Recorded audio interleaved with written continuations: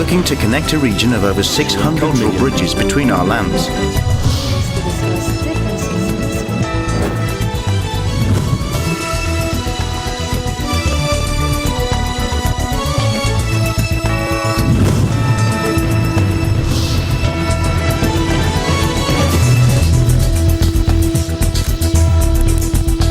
Good evening, I'm Alma Angeles and you're watching ASEAN in Focus on tonight's headlines.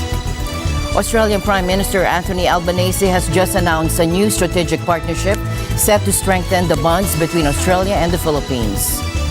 Moving on to more international relations, President Marcos Jr. and U.S. Vice President Kamala Harris are exploring the potential expansion of their joint bilateral exercises in the South China Sea with the inclusion of other nations. In other news, Hong Kong has been hit by its most substantial rainfall in nearly 140 years, leading to extensive flooding throughout the city.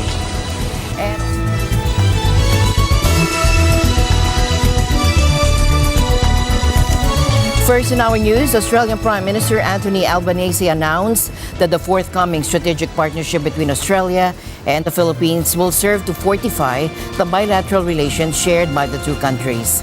Mr. Albanese made this declaration during a bilateral meeting with his Philippine counterpart, President Marcos Jr. Our economic future is also with Southeast Asia, and we're determined to grow trade and investment for our shared economic prosperity. And just earlier this week in Jakarta at the East Asia Summit, I invested Australia's Southeast Asia Economic Strategy to 2040, which is aimed at increasing our two-way trade and investment. Respect for international law have been instrumental in fostering a strong partnership. Our commitment to these ideals has guided our path forward as we address the complex challenges facing our region and the world at large. Notably, Albanese's visit to the Philippines marks the first bilateral visit by an Australian leader in 2 decades, signifying a renewed engagement between the Philippines and Australia. Been including recently over issues relating to the South China Sea. And Australia does support, as I said, at the East Asia Summit, the 2016 South China Sea Arbitral Award. A word of thanks to you, Mr. Prime Minister, for the strong support that you have made for the Philippines, especially during the past ASEAN conference, where you have made very clear that the claims that are being made upon Philippine maritime territory are not valid and have not been recognized and are not in conjunction or consistent with international law. And to have friends like you and partners like you in that especially on that subject is very gratifying and encourages us to continue down that path.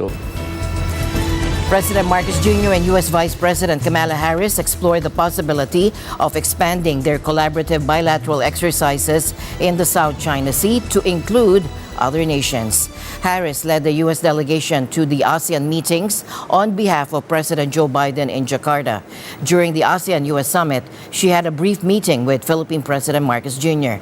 The two leaders discussed the security situation in the South China Sea and examined ways to enhance maritime cooperation between their countries, possibly in partnership with other like-minded nations, stated the White House in a release statement. The White House statement did not specify the nations they consider like-minded partners. However, before the bilateral talks, Philippine Ambassador to Washington, D.C., Jose Manuel Babe Romualdez, mentioned that the U.S. and Japan had previously proposed a trilateral meeting on the sidelines of the ASEAN summits. Japan and the Philippines have defense treaty alliances with the U.S. Last September 4, the U.S. and Philippine navies conducted joint operations in the South China Sea. On the same day, the Japanese Navy country conducted anti-submarine exercises in the same region.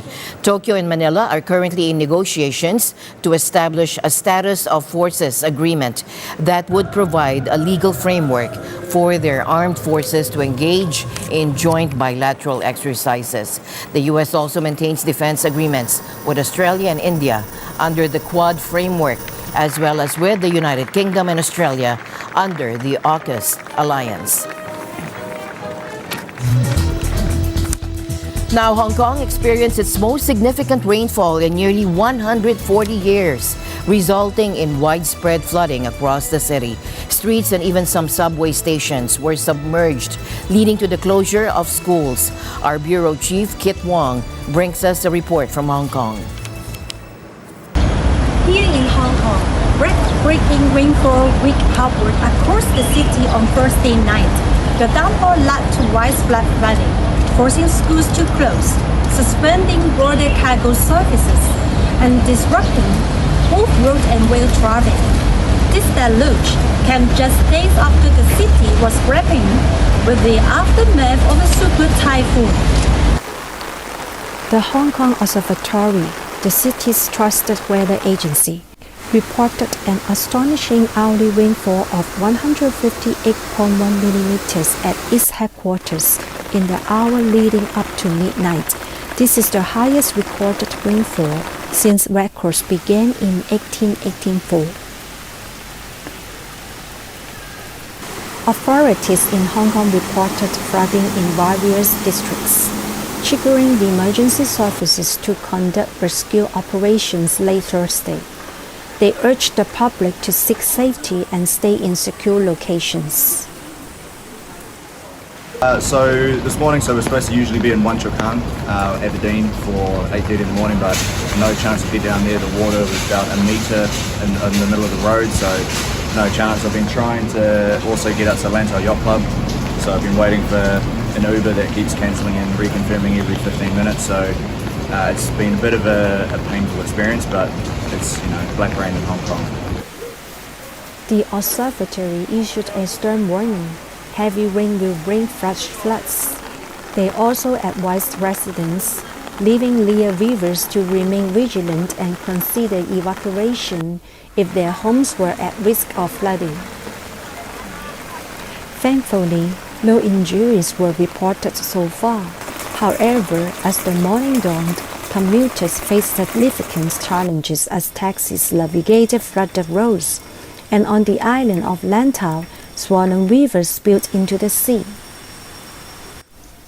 In response to the dire conditions, authorities announced the suspension of schools due to the extreme weather, and cargo clearance services at the border with the neighboring tech hub of Shenzhen were also put on hold. This border disruption coincided with Hong Kong's announcement that Shenzhen was preparing to discharge water from its reservoir, potentially causing flooding in northern parts of the city. Additionally, the mass transit railway in Hong Kong experienced service disruptions on one of its lines after a station in the Wong Tai Sin district became inundated with water. Several other stations were also affected. Earlier this week, Typhoon Haikui had caused widespread destruction in Taiwan before crossing the strait and making landfall in China's Fujian province. Hong Kong was fortunate to escape a direct hit. Well, I hope the city will recover soon because it's not very often that this thing happens, right? But yeah, I think Hong Kong has a pretty good system, so hopefully they'll get back on their feet soon. Now and in the cities, there's also flooding. Usually it's only in the new territories, but these days, especially like today, there was also flooding in the city.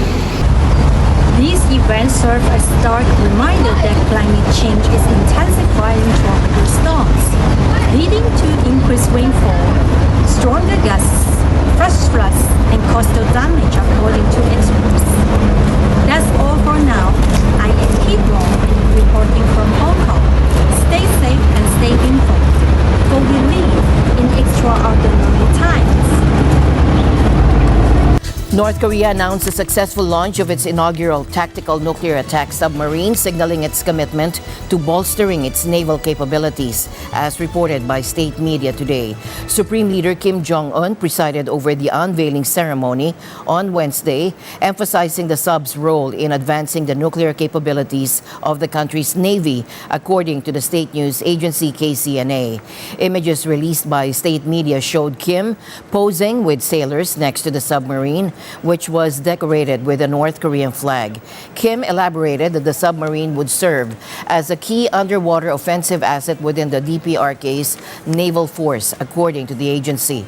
He further disclosed plans to retrofit existing submarines into attack vessels armed with nuclear capabilities.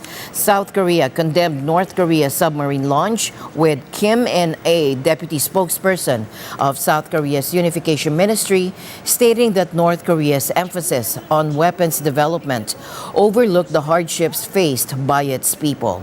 She stressed the need for Pyongyang to recognize that its weapons program and threats only heighten security risks in light of a resolute response from the reinforced South Korea-US-Japan coalition. Now, during the 43rd Association of Southeast Asian Nations, or ASEAN Summit, and related summits in Jakarta, Indonesia, the Philippines and South Korea have officially inked a free trade agreement. President Marcos Jr. and South Korean President Yoon Suk-yeol were present to witness the signing of this historic FTA. Trade Secretary Alfredo Pascual and South Korean Trade Minister An Duk-jun were the signatories, formalizing the agreement during the 24th ASEAN-Korea Summit on Thursday.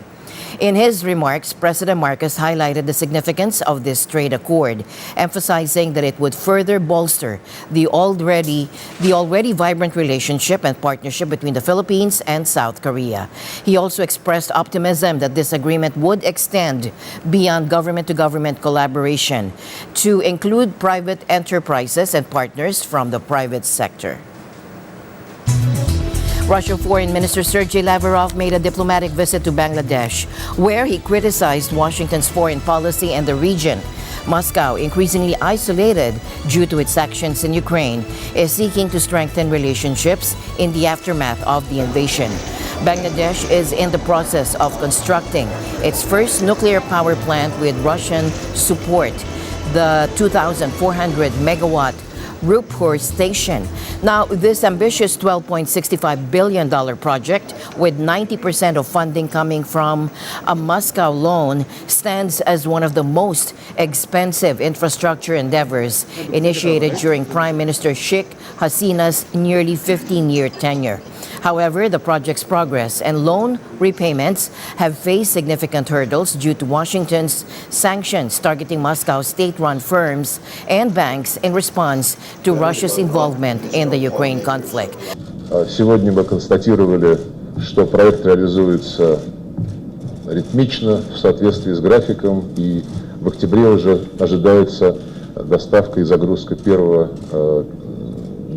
ядерного топлива. Furthermore, Lavrov commented on the regional dynamics, expressing concern over certain external actors using the Rohingya refugee issue to exert pressure and interfere in Bangladesh's domestic affairs. He emphasized that such actions are not only counterproductive, but also detrimental to the well-being and security of the region. Некоторые внешние игроки используют подключение к этой тематике для того, чтобы оказывать давление на одну из сторон и вмешиваться в ее внутренние дела. Это, я считаю, не только контрпродуктивно, но и неприемлемо для и благополучия стран региона, и для общей безопасности в этой части мира. Lavrov also praised Bangladesh's foreign policy stance amid the immense pressure exerted by the U.S. and its allies regarding the Ukraine situation. Ценим, что несмотря на оказываемое на все страны, включая Бангладеш, по линии США и их союзников, беспрецедентное давление по так называемому украинскому вопросу, наши друзья придерживаются в своей внешней политике исключительно опоры на свои национальные интересы. In his analysis of the broader geopolitical landscape, Mr. Lavrov observed that the U.S. and its allies are actively pursuing their interests in the region through their Indo-Pacific strategy. Я думаю, если мы проанализируем все то, что делают американцы и их союзники по продвижению своих интересов под лозунгами так называемых индо-тихоокеанских стратегий, то мы поймем, что, конечно же, это имеет одной из главных задач сдерживание Китая, изоляцию России в этом регионе, но это часть абсолютно глобального процесса экспансии НАТО во главе с Вашингтоном. U.S. President Joe Biden embarked on a journey to attend the G20 summit in India with the objective of strengthening allies or strengthening alliances in a gathering where the conspicuous absence of China and Russia's leaders will underscore global tensions. President Biden's primary goal is to illustrate that on major international issues, Washington is a more reliable partner than Beijing or Moscow, and to emphasize the enduring importance of the G20 as a pivotal forum. As the president heads to the G20, he's committed to working with emerging market partners to deliver big things together. That's what we believe the world will see in New Delhi this weekend. The United States' commitment to the G20 hasn't wavered, and we hope this G20 summit will show that the world's major economies can work together even in challenging times.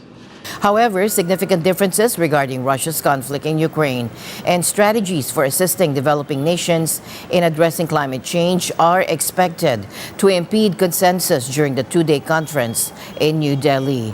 White House National Security Advisor Jake Sullivan, in a pre-summit briefing, stated this.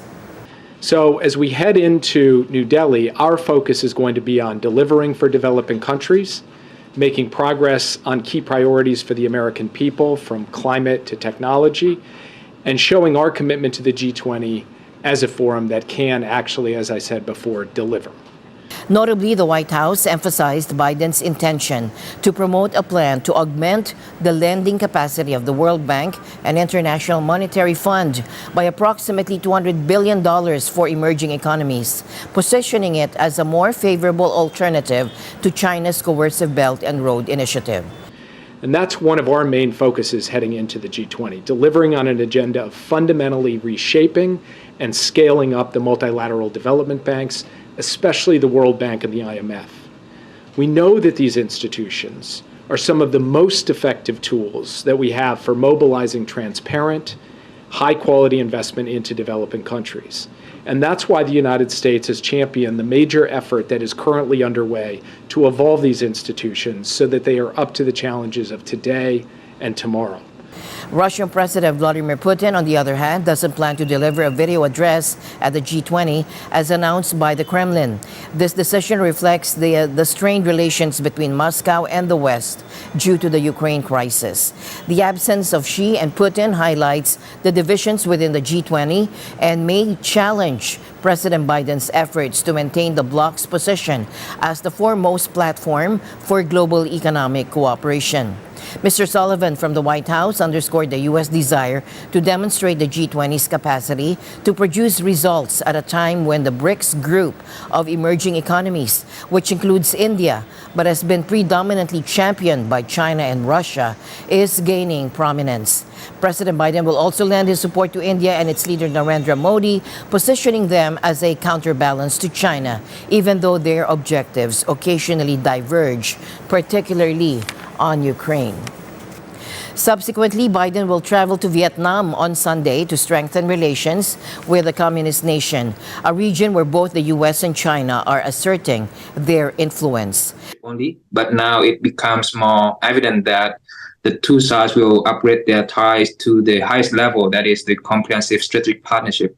I think it's now a timely moment for the two sides to do so, because when they celebrate the 10th anniversary of the comprehensive partnership, that will provide them with a convenient reason to upgrade their ties to the highest level without causing any unnecessary alarm in other countries, especially China. Ties, yeah, there's still a long way for them to go to especially, turn the declaration into concrete actions and to gain the tangible benefits for both sides from this elevated partnership. The inaugural launch party of the Fil-Am Creative Film Festival, along with the Burns and Sawyer Film Grant, attracted a star-studded gathering from the Filipino-American Hollywood community. The event featured a special appearance by the award-winning director Brillante Mendoza. Reporting from Los Angeles, here's MJ Racadio. History in the making. I had a chance to attend the inaugural Fil-Am Creative Film Festival launch party, as well as the Burns and Sawyer Film Grant, attended by who's who in Fil-Am Hollywood community, along with award-winning director Brillante Mendoza. Take a look. Support each other and as leaders to create a platform for other Filipinos and AAPI creatives to rise. Yes. We are here to normalize seeing us on screen, behind the camera, on stage, and behind the scenes. Let's go! We are here to inspire. Storytellers and dream weavers. Today is a day of heartfelt connection as we come together for the launch of the Fil-Am Creative Burns and Sawyer Filmmaker Grant. This is not an exclusive group of people who just want to throw fancy parties. We are a group of people whose hearts want to elevate and uplift each other's creative talents and work hard to elevate the time for another, regardless of your organization, regardless of your social status or background. What can you say about this inaugural Fil-Am Creative Film Festival? I'm very glad that we have a representation here in LA, and that hopefully we can, slowly we can share our cinema, here in California and hopefully with the rest of the United States. Yeah. It's nice seeing you here. Are you having a great time summer here in the I'm US? having a great time. It feels so good. And I'm very proud to see a lot of Filipinos and a lot of Filipino artists in this occasion. So I'm really looking forward in more collaboration with the community, and I'm happy to be here. Absolutely. Yeah, as they say in Tagalog, mabuhay ka. Mabuhay tayong lahat. That is it for entertainment news. Always tune in to Net25. MJ Racadio here. We live in extraordinary times. As my usual habit, I'd like to end the week on a positive note. Let's encourage and build each other up so that no one is left behind. And that's it for tonight's broadcast. I'm Alma Angeles. Stay in the news because we live in extraordinary times. Good night.